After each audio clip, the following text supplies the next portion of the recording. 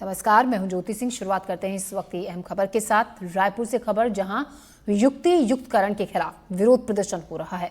विरोध में सड़क पर उतरा है शिक्षक संघ। शिक्षकों के 28 संगठन प्रदर्शन कर रहे हैं। युक्ति युक्तकरण को लेकर शिक्षक संघ का आरोप है 4000 से ज्यादा स्कूल बंद होंगे। शिक्षक संघ ने कहा है 45,000 टीचरों के पद खत्म हो जाएंगे, जिसको लेकर शिक्षक संघ का ये विरोध प्रदर्शन चल रहा है। 45,000 टीचरों के पद अब खत्म हो जाएंगे। शिक्षक संघ का ये कहना है। युक्ति युक्तकरण के खिलाफ विरोध प्रदर्शन है। छत्तीसगढ़ सरकार ने युक्ति युक्तकरण के जरिए 10,463 स्कूलों को शामिल किया है, जिसमें जिन स्कूलों में छात्र कम हैं उन स्कूलों का मर्जर किया जाएगा और जिन स्कूलों में ज़्यादा टीचर हैं उन्हें कम स्कूलों वाले में भेजा जाएगा। लेकिन युक्ति युक्तकरण का जो नियम है, उस नियम को लेकर शिक्षक संघ विरोध कर रहा है और सड़क पर उतर रहा है। क्या विरोध है समझने की हम कोशिश करते हैं, क्योंकि शिक्षक संघ के पदाधिकारी हमारे साथ हैं। सर, पहले अपना परिचय दे दीजिए। मैं वीरेंद्र दुबे, प्रदेश अध्यक्ष छत्तीसगढ़ शालेय शिक्षक संघ से हूं और वर्तमान में जो युक्ति युक्तिकरण की प्रक्रिया अपनाई जा रही है उसमें 2008 के सेटअप से छेड़छाड़ किया जा रहा है, जिसका पूरे प्रदेश में व्यापक विरोध हो रहा है। और वो विरोध आज राजधानी में हजारों की संख्या में हमारे शिक्षक साथी यहाँ उपस्थित हुए हैं और यहाँ उपस्थित होकर हम मंत्रालय घेराव का हमारा कार्यक्रम है। कुछ समय पश्चात हम मंत्रालय घेराव करने निकलेंगे और हमारी एक ही मांग है कि स्कूलों में जिस तरीके से पद को समाप्त किया जा रहा है, पद को समाप्त न किया जाए। लगभग 44,000 पद समाप्त किया जा रहा है। लगभग 10,000 मिडिल और प्राइमरी स्कूल को बंद कर दिया गया है, जिसके कारण से आज पूरे प्रदेश के शिक्षक वो आक्रोश यहाँ राजधानी में दिख रहा है। जो सरकार के खिलाफ जो है नारेबाजी किया जा रहा है और यदि सरकार समय रहते इसको स्थगित नहीं की तो आने वाले कल में एक बड़ा और उग्र व्यापक आंदोलन किया जाएगा। क्या नाम है सर आपका? संजय शर्मा। संजय जी, 2008 का सेटअप क्या था और अब क्या सरकार अपना रही है? देखिए, 2008 का सेटअप शासन से पहले से स्वीकृत है और आज भी वो प्रभावशील है। उसी के तहत आज स्कूलों में पदस्थापना की गई है, उसी के तहत आज ट्रांसफर होते हैं। 2008 के सेटअप में प्राथमिक शाला में 1-2 कुल 3 शिक्षक होते हैं अगर प्रधान पाठक को मानते हैं। मिडिल स्कूल में 1-4 कुल 5 शिक्षक होते हैं अगर प्रधान पाठक मानते हैं तो।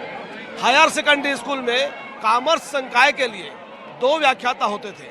लेकिन इस सेटअप को, जो प्रचलित सेटअप है, जो प्रभावशील सेटअप है, इस सेटअप से हटकर वर्तमान में शिक्षा का अधिकार कानून की आड़ में लेकर पद कटौती किया जा रहा है। शिक्षा के अधिकार कानून में कहा क्या गया है? शिक्षा के अधिकार कानून में यह कहा गया है कि अगर प्राथमिक शाला में अगर 60 बच्चे हैं तो न्यूनतम 2 शिक्षक रहेंगे, एक प्रधान पाठक और एक अन्य शिक्षक। 2 से अधिक नहीं रहेंगे नहीं कहा गया है। तो छत्तीसगढ़ के सेटअप को पालन करते हुए उससे अधिक आपके पास शिक्षक हैं और आपका पद रिक्त है सेटअप में, तो आप भर्ती कीजिए। हम यहाँ पर आज पूरे प्रदेश के हजारों यहाँ पर शिक्षक साथी सेटअप के समर्थन में आए हैं।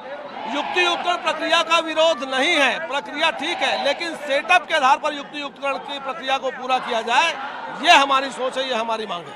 ये 10,463 जो स्कूल हैं, तो क्या लग रहा है जो इसको रैशनलाइजेशन में शामिल किया गया है, तो इन स्कूलों का स्टेटस क्या होगा?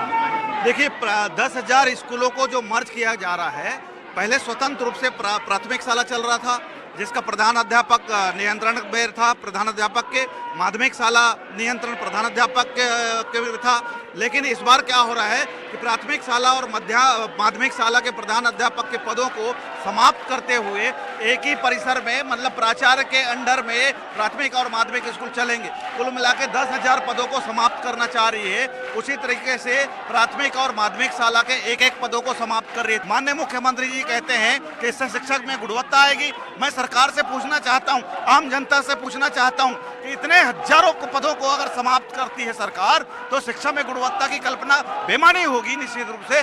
मैं माननीय मुख्यमंत्री जी से आग्रह करता हूं कि आपको आपके विभाग के अधिकारी गलत जानकारी दे रहे हैं।